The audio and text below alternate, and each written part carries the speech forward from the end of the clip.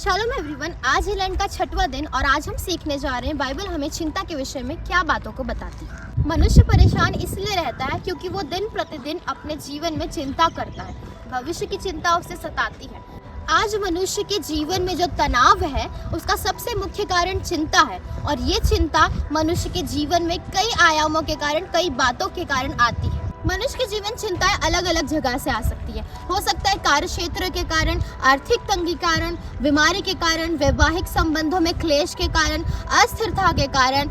बहुत सी ऐसी बातें हैं जो मनुष्य को परेशान कर देती है, विचलित कर देती है और वो उसी सोच में लगा रह जाता है। पर परमेश्वर ने हमसे प्रतिज्ञा की है कि हम तनाव मुक्त जीवन जी सकते हैं। जब आप फिलिपियों 4 और उसका 7 पढ़ेंगे, वहाँ पर लिखा है, तब परमेश्वर की शांति जो सारी समझ के परे है तुम्हारे हृदय और तुम्हारे विचारों को मसीह यीशु में सुरक्षित रखे। गौर कीजिए, यहाँ पर लिखा है तब परमेश्वर की शांति जो सारी समझ के परे है।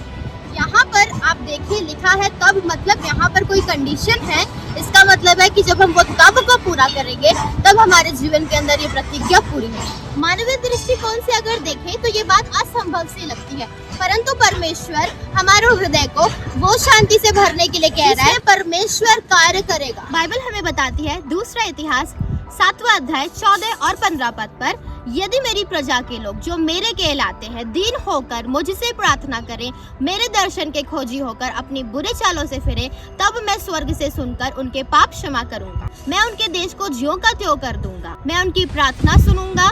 मेरी आंखें उन पर लगी हुई है, मेरे कान उन पर लगे हुए। यहाँ पर आप गौर कीजिए, लिखा है जब मेरी प्रजा के लोग दीन होकर। यहाँ भी स्पेसिफिक कंडीशंस है, कुछ रिक्वायरमेंट्स है जो हमारी तरफ से पूरा करना है, तब हमारे जीवन के अंदर ये प्रतिज्ञा पूरी होगी।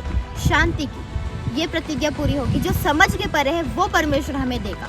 हमारे जीवन में हम देखते हैं तनाव बहुत ज्यादा है। ये तनाव कार्य करने से नहीं होता बल्कि चिंता करने से होता है। और बाइबल हमें बताती है कि किसी भी बात की चिंता मत करो। ये चिंता नहीं करने का दायरा बहुत बड़ा है, यानी भविष्य की चिंता नहीं, बीमारी की चिंता नहीं, संतान की चिंता नहीं, आगे होने वाली बातों की चिंता नहीं। प्रभु यीशु मसीह ने चिंता के विषय को इतना गंभीर समझा कि इन्होंने अपने पहले ही उपदेश में चिंता हमें क्यों नहीं करना है इन विषयों में बात की। आइए हम जानते हैं कि वो कौन से 4 प्रमुख बातें हैं जो उन्होंने चिंता के बारे में कहा है। चिंता करना इसलिए व्यर्थ है क्योंकि चिंता समस्याओं को बढ़ाती है। पहली प्रमुख बात जो यीशु मसीह बताते हैं कि चिंता करना व्यर्थ है क्योंकि चिंता करने से समस्या और भी बड़े रूप में आ जाती है। समस्या आपकी बढ़ती जाती है। किसी ने आपके बारे में बुरा कहा, बुरा भला कहा, चुगली की, किसी ने आपको प्रताड़ित किया, किसी ने आपके बारे में कुछ कह दिया जो आपको असहनीय लगा। किसी बात को सुनकर आप और दुविधा में पड़ गए और तनाव से भर गए। जब जब आपके साथ ऐसा होता है, आपने गौर किया होगा, वही बात को आप रिपीट करते हैं। आपका दिमाग वही बात को सोचता है और आपकी चिंता बढ़ती है, समस्या बढ़ती है। परंतु मेरे प्रियो, अगर किसी बात को आप बदल नहीं सकते, उस बात के बारे में बार बार सोचकर आप सिर्फ अपने समय को व्यर्थ करते हैं। दूसरी बात, चिंता करना इसलिए भी व्यर्थ है क्योंकि यह परमेश्वर की योजना नहीं है। पूरी सृष्टि को देख लीजिए, पूरे संसार को देख लीजिए, मनुष्य को छोड़कर कोई भी ऐसा नहीं है जो चिंता करता है। ना पक्षी, ना पशु, ना जानवर, ना पेड़, ना पौधे, केवल मनुष्य ही है जो अपने जीवन में चिंता को करता है। मत्ती 6 और उसके 26वें पद को जब आप देखते हैं, वहाँ पर लिखा है, आकाश के पक्षियों को देखो, ना वो बटोरते हैं, ना काटते हैं, ना खत्ते में रखते हैं, तो भी उनका स्वर्ग पिता उन्हें खिलाता है। क्या तुम उनसे अधिक मूल्य नहीं रखते? यहाँ पर परमेश्वर हमें स्पष्ट रीति से बताता है कि जो कुछ भी उसने बनाया है उसमें सबसे ज्यादा प्रेम और सबसे ज्यादा मूल्यवान, सबसे ज्यादा अनमोल उसके लिए हम हैं। फिर भी हम अपने जीवन में चिंताओं को आने देते हैं। याद रखिए, जब मनुष्य पैदा होता है चिंता के साथ पैदा नहीं होता। वो रोना, हंसना, समझना, सीखना सब इसी पृथ्वी पर सीखता है। तो जब एक मनुष्य पैदा होकर ये सारी बातों को सीख सकता है तो चिंता नहीं करना ये क्यों नहीं सीख सकता? नीति वचन 14 और उसके 30वें पद पर लिखा है, शांत मन तन का जीवन है, परंतु मन के जलने से हड्डियां भी जल जाती है। चिंता अस्वाभाविक है। ना जाने यही चिंता कितने रोगों को जन्म देती है। मनुष्य को आज डिप्रेशन है, मेंटल प्रॉब्लम्स है, बहुत सी ऐसी बातें हैं जिन रोगों से मनुष्य घिर चुका है। चिंता ग्लानि को उत्पन्न करती है, न जाने वो हमें खा जाती है। किसी ने सही लिखा है, आप क्या खाते हैं ये महत्वपूर्ण नहीं है, परंतु ऐसी और बहुत सी बातें हैं जो आपको खा जाती है। तीसरी बात, चिंता करना इसलिए व्यर्थ है क्योंकि चिंता अतीत को नहीं बदल सकती। आज हम चिंता करते हैं वो भविष्य के बातों को चेंज नहीं कर सकती। चिंता सिर्फ वर्तमान को बर्बाद कर सकती है। इसलिए मत्ती 6:27 में लिखा है, तुम में कौन है जो चिंता करके अपनी अवस्था में एक घड़ी भी बढ़ा सकता है। यीशु मसीह कहते हैं, क्या करोगे चिंता कर। जो मैदान की घास जो वर्तमान में है आगे जाकर भाड़ में झोंकी जाने वाली है, उनको परमेश्वर अच्छे वस्त्र पहनाता है, तो हे अल्पविश्वासियों तुम्हें क्यों नहीं पहनाएगा।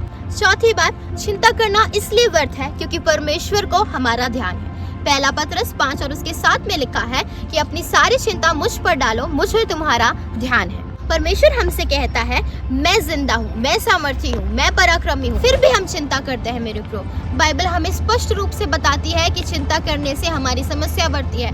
लिखा है कि चिंता करने से हमारा तनाव बढ़ता है। फिर भी इस चिंता के कारण हम अपने वर्तमान को बर्बाद करते जा रहे हैं। चिंता करना व्यर्थ है। इससे सिर्फ समस्याएं बढ़ती हैं, इससे हमारे जीवन में बीमारी आती है, इससे हमारे रातों की नींद उड़ जाती है। इस चीज से हमें बचना है, संभलना है। और कब बचेंगे? जब हम परमेश्वर के वचन को गहराई से समझेंगे। इसलिए परमेश्वर हमसे कहता है, मैं तुम्हारा ढाल हूँ, मैं तुम्हारा चट्टान हूँ, मैं तुम्हारा दृढ़ गढ़ हूँ, मुझ पर विश्वास करो। मुझ पर विश्वास करने से मेरे महिमा के कार्यों को देखेंगे। पर हम चिंता को ज्यादा महत्व दे देते हैं अपने जीवन में और विश्वास को कम। बल्कि हमारे जीवन के अंदर विश्वास सबसे ऊपर होना चाहिए। लिखा है, विश्वास बिना परमेश्वर को प्रसन्न करना अनहोना। इसलिए बाइबल हमें बताती है कि वो हमारे सोच और विचार को जानता है।